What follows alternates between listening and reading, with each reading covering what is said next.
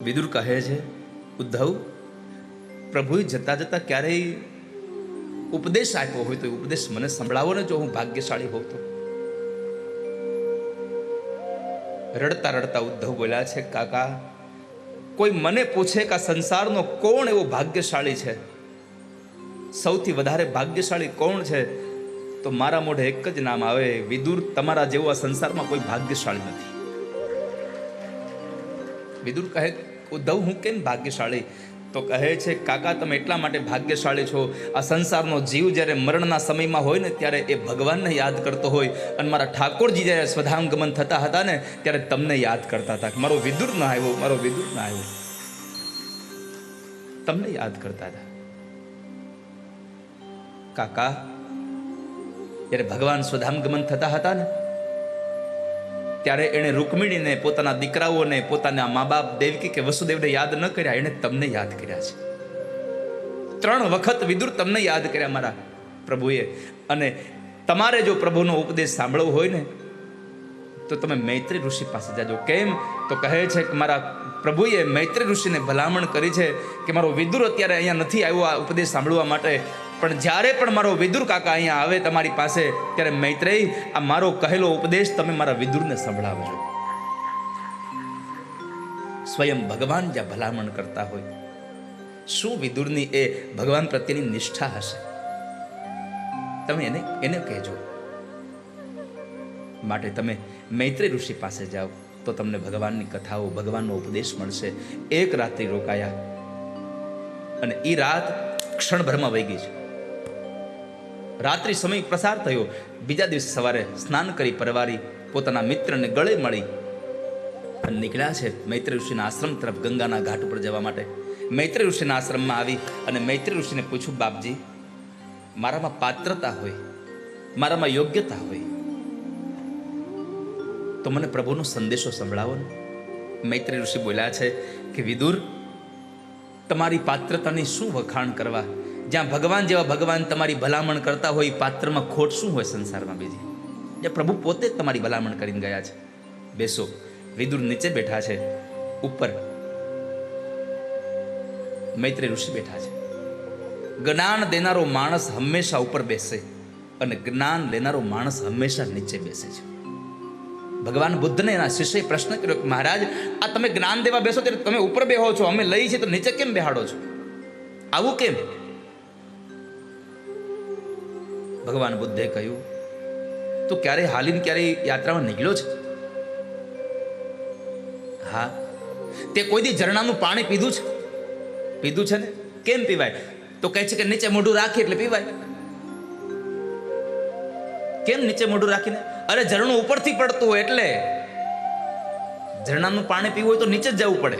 એમ એ સામાન્ય પાણીનું ઝરણું છે, આ જ્ઞાનનું ઝરણું વહે છે, આ પણ ઉપરથી પડે. તમે નીચે બેઠા બેઠા પી લેજો. એને ઝરણાનું પાણી પીવું હોય તો નીચે જ મોઢું રાખવું પડે. અરે સામાન્ય તમારા પ્યાલામાંથી ઉપરથી પાણી રેડો તો મોઢું નીચે જ રાખવું પડે, નહીં તો મોઢામાં પાણી ન આવે.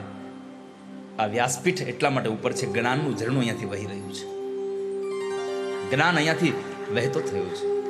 મૈત્રી ઋષિ અને વિદુરનો જે સંવાદ છે, મૈત્રેયને પ્રશ્ન કર્યો છે, ક્રીડન વિદત્તે દ્વિજગોસુરાણાં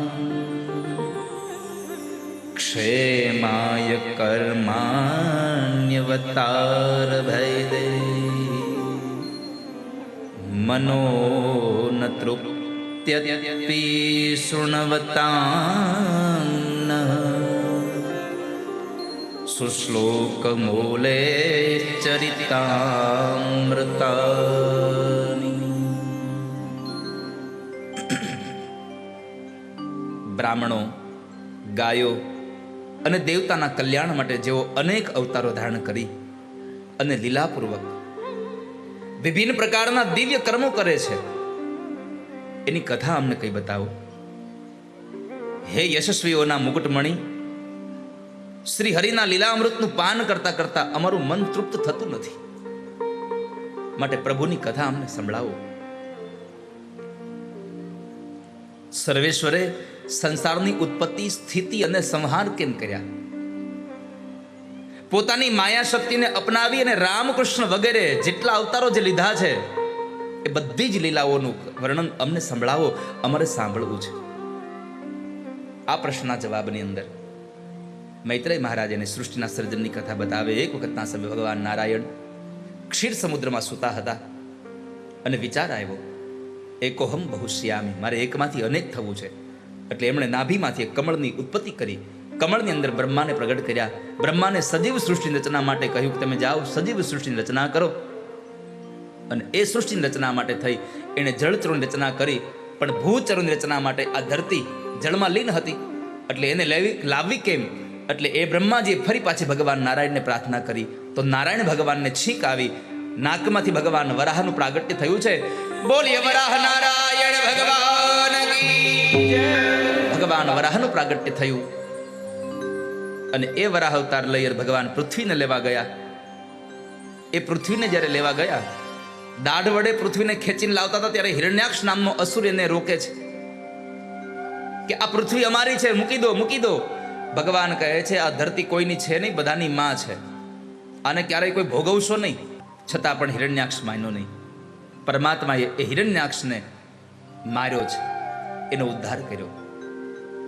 વિદુરે પ્રશ્ન કર્યો, બાપજી આ હિરણ્યાક્ષ કોણ હતો?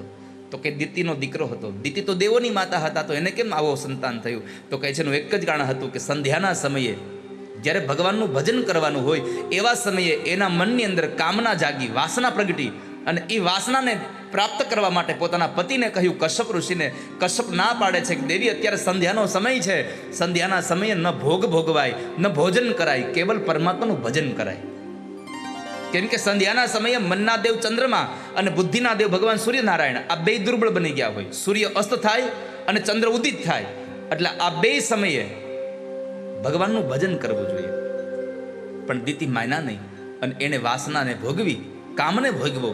એ કામને ભોગવાને લઈ અને એના ઉદરની અંદર બે બાળકો આવ્યા, રાક્ષસ આવ્યા, હિરણ્યાક્ષ અને હિરણ્યકશિપુ. આ બે રાક્ષસો કોણ હતા? તો કહે છે કે ભગવાન નારાયણના બે દ્વારપાળ હતા, જય અને વિજય, જેમણે સનત કુમારને દર્શન કરવા જવા માટે રોક્યા. એટલે સનત કુમારોએ એને શ્રાપ આપી દીધો કે જાઓ તમે અસુર યોનિના થઈને જન્મ આ ધરતી પર જન્મ લેશો. જો વેર ભાવે ભજો તો 3 જન્મમાં મુક્તિ, અને દાસ ભાવે ભજો તો 7 જન્મે મુક્તિ. એટલે એને વેર બાંધ્યું. એમાં પહેલો વેલો જન્મ હિરણ્યાક્ષ અને હિરણ્યકશિપુ થયા છે.